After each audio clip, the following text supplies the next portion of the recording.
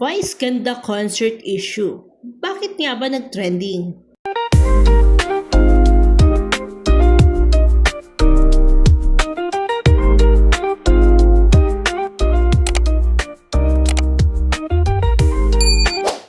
Mainit na naman ang usapin sa social media. Vice Ganda trending matapos magsalita sa kanyang concert.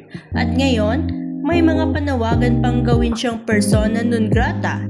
Ano nga ba ang nangyari? Alamin natin. Sa Super Divas, the concert noong August 8, kasama si Asia Songbird Regine Velasquez, nag-perform si Vice Ganda ng isang skit kung saan kinaya niya ang sikat na jet ski holiday meme na inugnay kay dating Pangulong Rodrigo Duterte. Right now from Manila to West Philippine Sea, buy a jet ski, get unlimited water bowling from Chinese vessels, and free trip to the head by the ICC. Also applies to PDSOs. Itawan sa PBMs are banned and prohibited.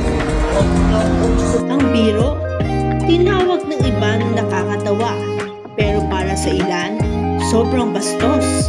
Agad nag-trending ang issue.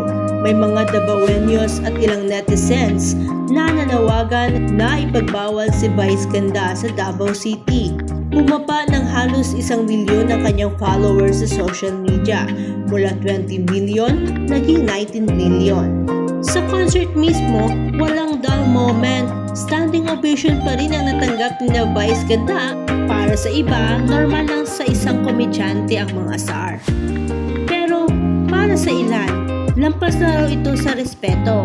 Kaya ang tanong, hangganan ba ng comedy ang political jokes? O parte ito ng freedom of expression? Ikaw, anong tingin mo? Nakakatawa ba?